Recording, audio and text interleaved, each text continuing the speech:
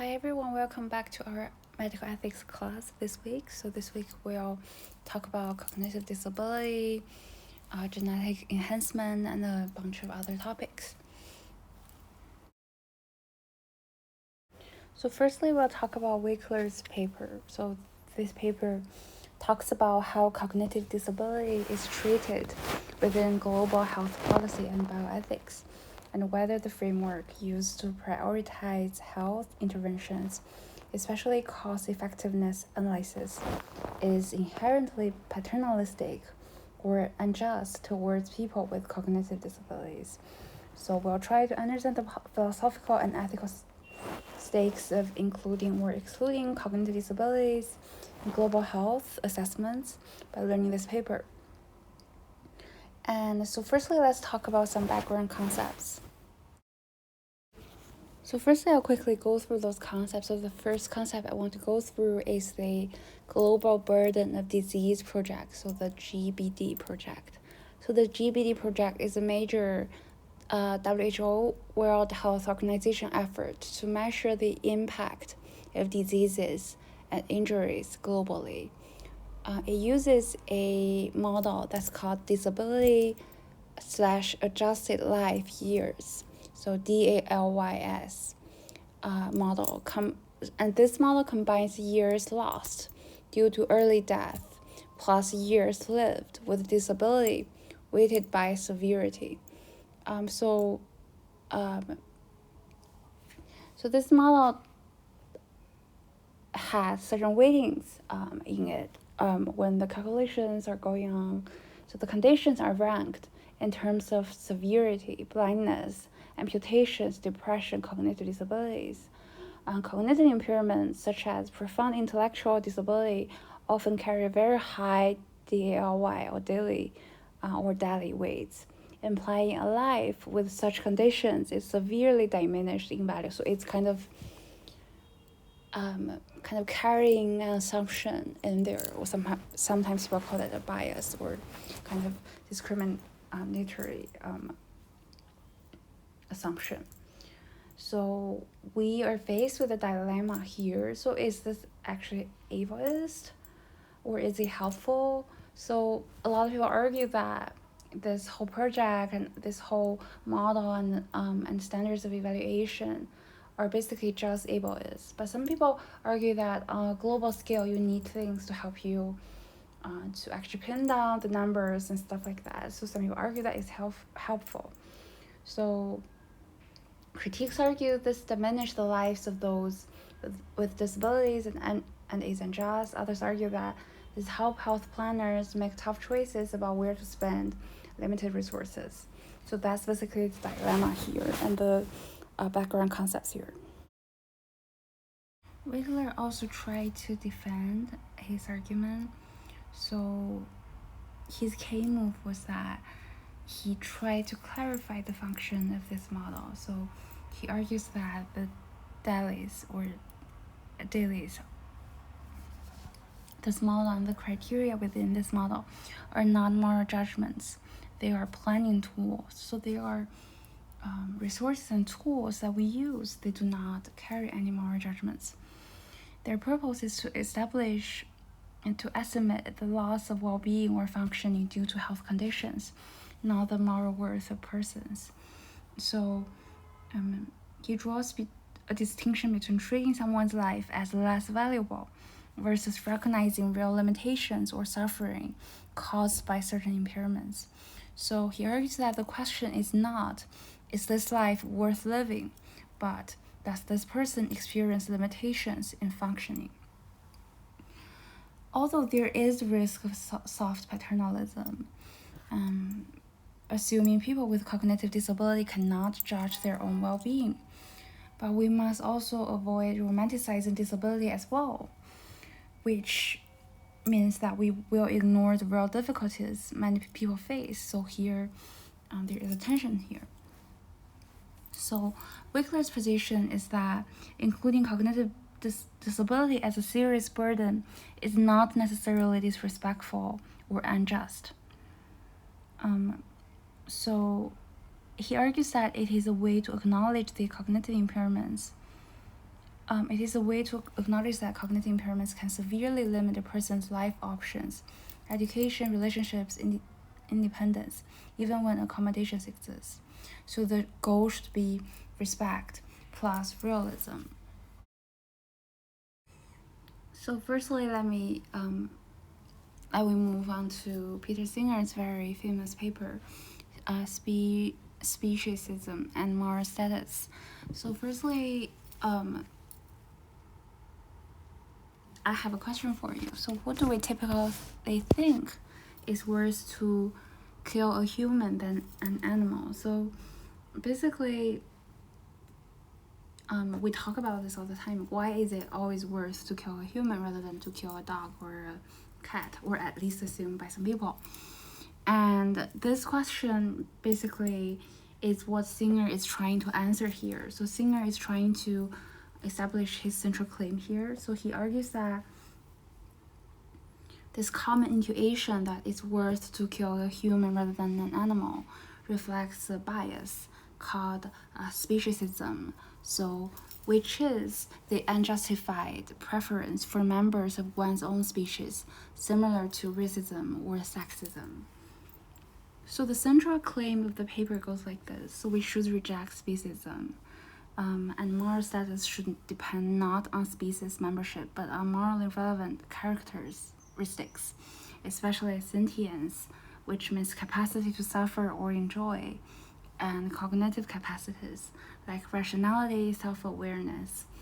So moral status just means that who should we consider when we think about an ethical question?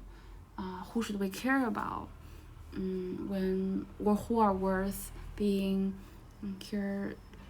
considered for when we try to figure out an answer for an ethical question, or when we try to put together a code for ethics. So basically, who we assume are important in our consideration of ethical questions. So Singer's argument strategy goes like this. So firstly, Singer identifies and rejects unjustified moral principles based on group membership, like racism or sexism. Basically, these are unjustified moral principles that just that determine who should be considered as with moral status, just based on basically who they are or which group they belong to. And the Singer argues that speciesism basically is the same. So he tries to show that speciesism follows the same flawed structure. Basically, it's the same. And the Singer proposes a morally relevant alternative. So he argues that we should have equal consideration of interests, not equal treatment. And here is a reconstruction of the central argument. I'll not try to go through the whole argument, as it's pretty clear already. So with this argument, Singer challenges the idea that all humans have equal moral status by asking, what makes severely cognitively disabled humans have equal moral status to rational adults? Why don't animals with greater cognitive abilities than some disabled humans count more? So he calls this the argument from marginal cases. Singer then proposes instead that moral status comes in degrees.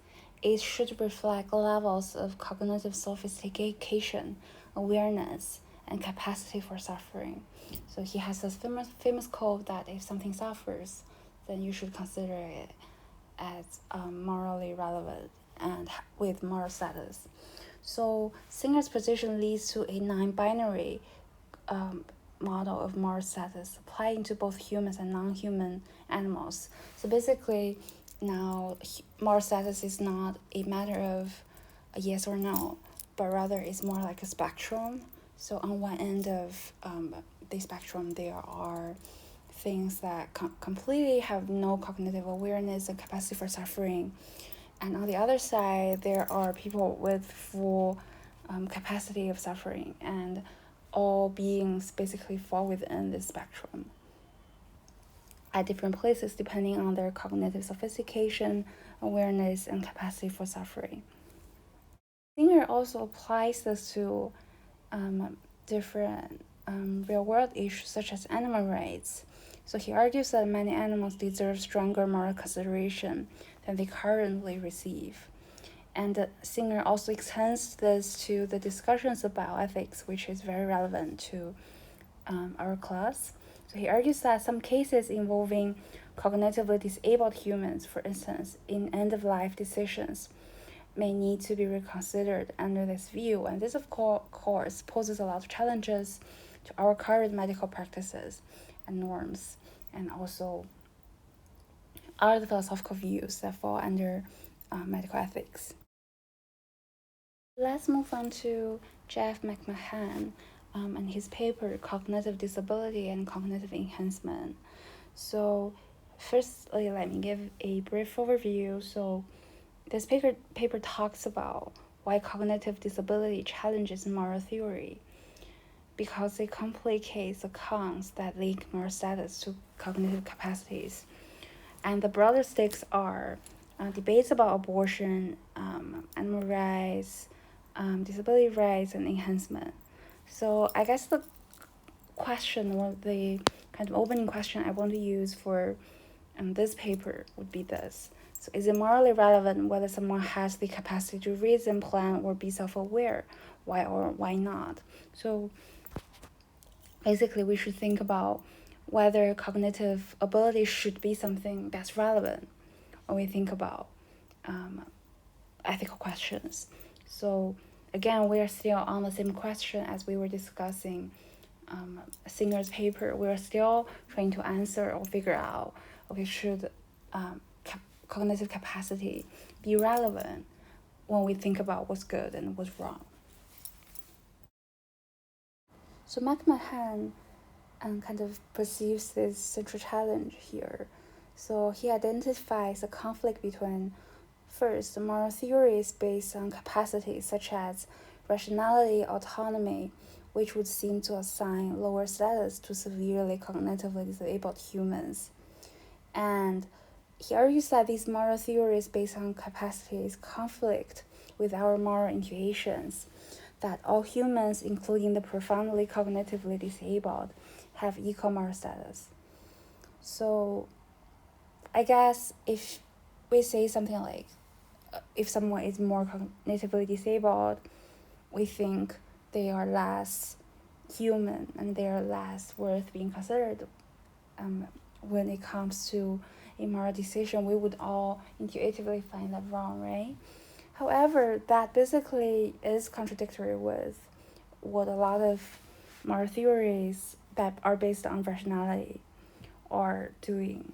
So we have a core ethical dilemma here. So how can we consistently justify giving full moral status to humans with low cognitive capacities while denying it to animals or early fetuses with comparable or higher capacities? As a solution, McMahon poses a two-tiered moral argument. So he argues that we should have a two-tiered moral status framework. So the upper tier should consist with full moral status grounded in personhood, such as rationality or self-awareness. There should also be a lower tier, which is basic moral status tied to sentience or lesser cognitive features. But McMahon defends equal moral status for severely cognitively disabled humans using a social or political justification. So it's a different sort of justification. He argues that these humans belong to a community of persons. So for social and symbolic reasons, such as protecting human equality, preventing discrimination, we grant them full moral respect, even if their capacities don't earn it in a strict philosophical sense. So a lot of people find this problematic. So I have this question for you. Do you think it is problematic to defend equality partly for pragmatic reasons rather than intrinsic ones? One can critique that many reject animal rights and defend abortion because animals and fetuses lack personhood. But we make exceptions for humans with similar capacities, such as infants, those with profound cognitive disabilities. McMahon explores further scenarios. So he thinks about cognitive enhancement could widen the gap between enhanced and unenhanced humans. So this raises a new moral challenge. If status is tied to capacities, do enhanced people have more moral status? So think about the sci-fi we read. Should these people be granted more moral status? And McMahon's answer is, of course, no, but only if we reject the view that moral status scales with capacities. So he's shown that it seems that a moral status scale with capacities is deeply problematic. And also, we can review how major theories relate to this topic. So firstly, utilitarianism focuses on sentience and the capacity to experience pleasure or pain, which might give animals and some cognitive disabled humans equal status. So I think Singer argued from a utilitarianist position. However, Kantian ethics, which is tied to autonomy and rational agency, it could exclude many beings from full moral status. And natural law, which we've covered, grounds human dignity in species membership.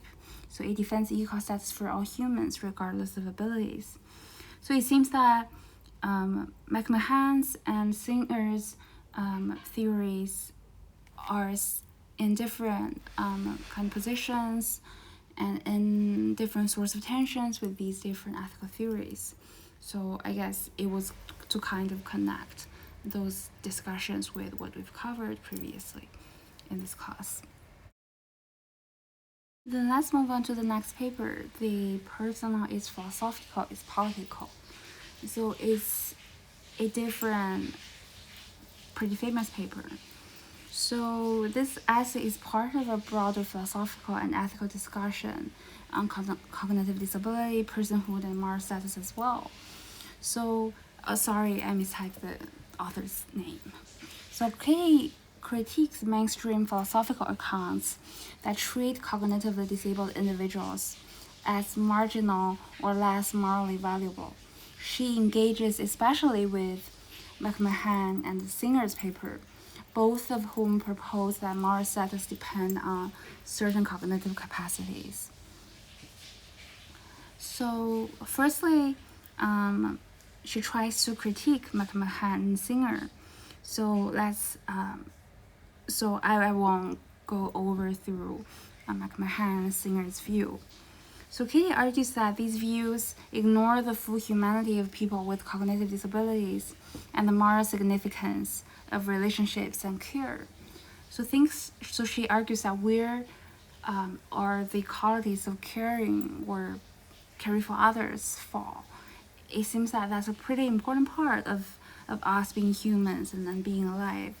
So Katie asks, what happens when we take the perspective of someone who is intimately connected to a cognitively disabled person, not abstractly, but as a parent, caregiver, or loved one?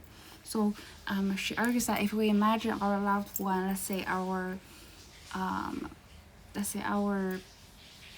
child or parents want to become cognitively disabled, will we be able to say that they have less moral worth compared to other humans? I think most of us, if not all of us, won't be able to say that. So it seems that love, relationship, care, and connection, and all these matter a lot when it comes to determine whether someone should have moral worth or not.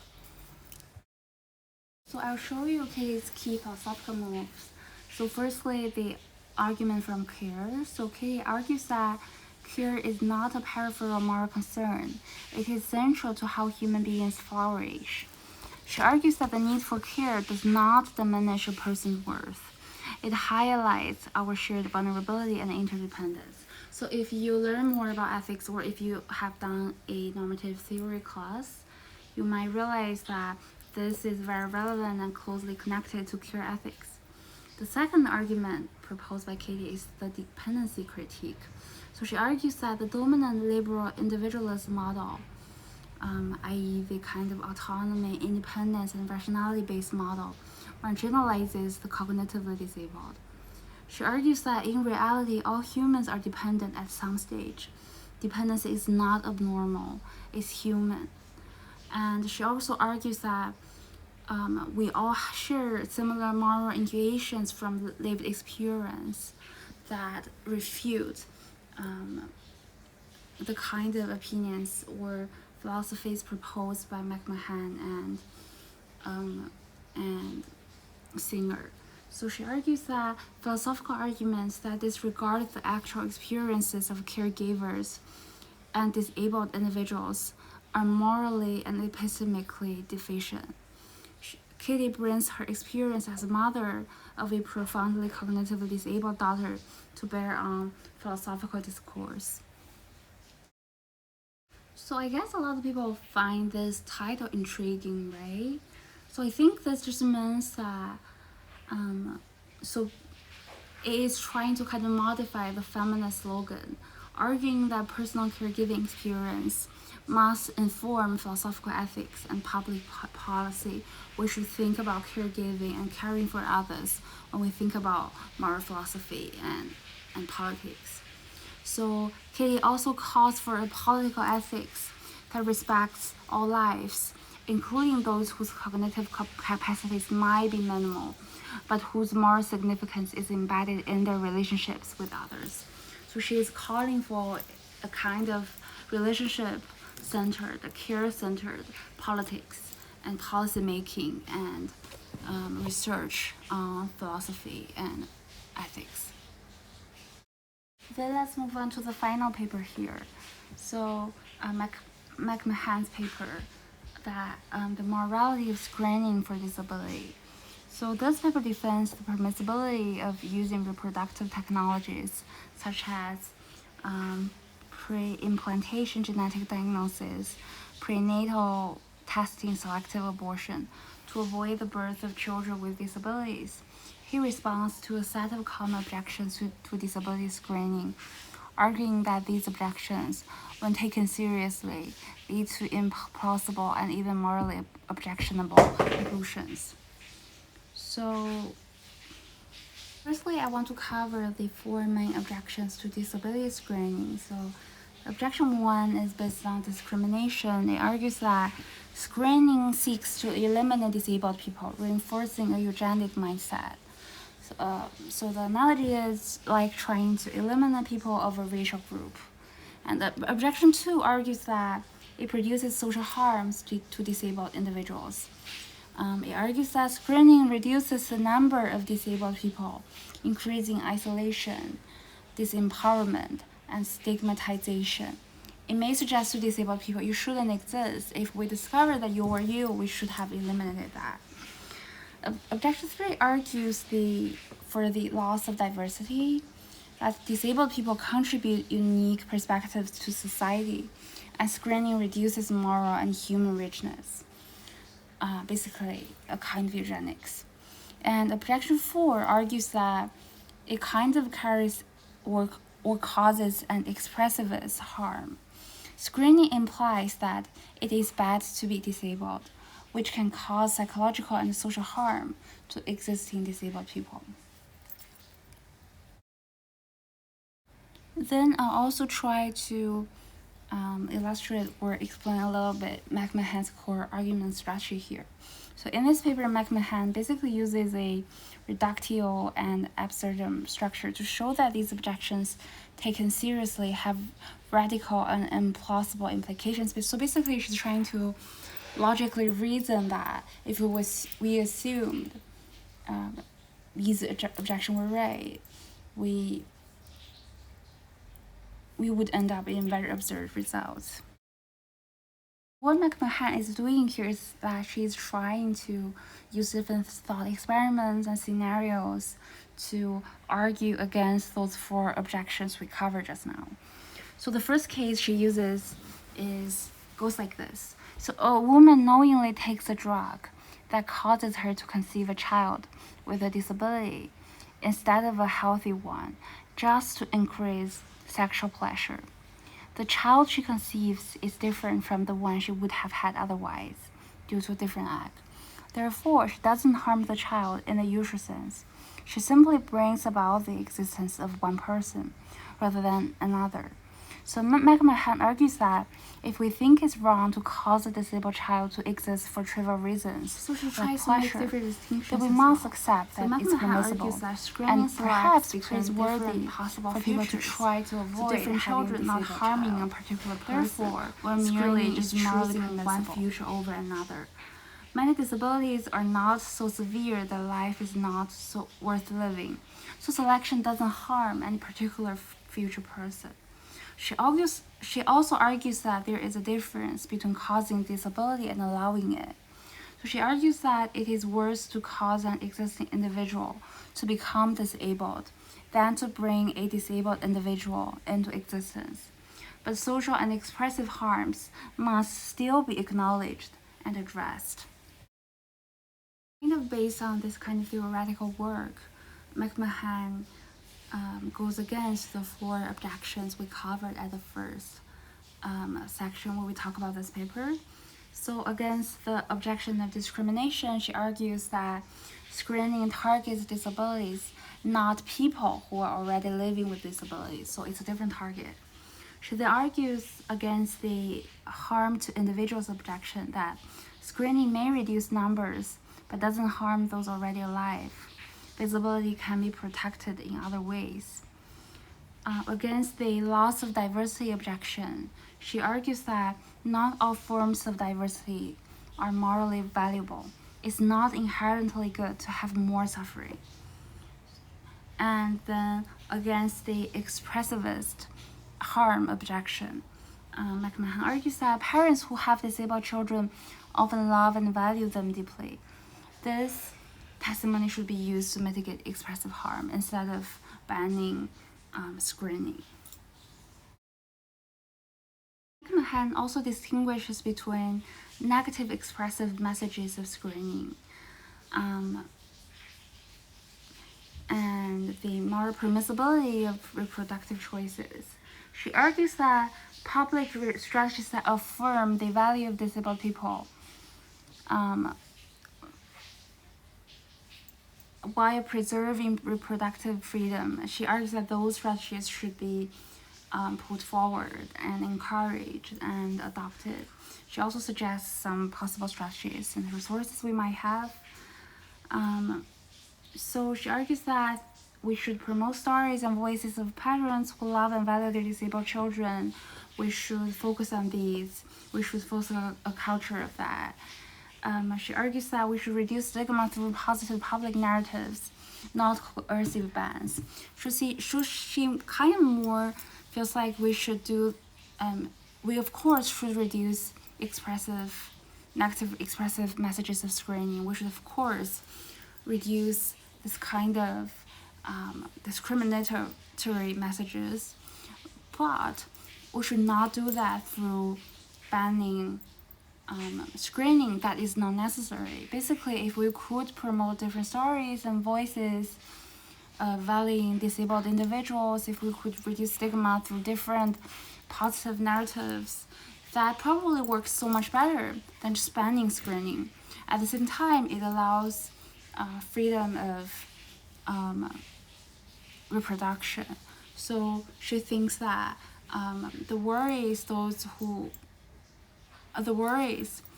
of these people, those who have a lot of things against reproductive freedom, McMahon thinks that whatever they were worried about, it can be resolved by different means. You don't have to ban screening. So the problem really is not screening. And the problem should not be resolved by banning screening. So basically that was all for this week's lecture. Thank you so much, and see you in next week's lecture.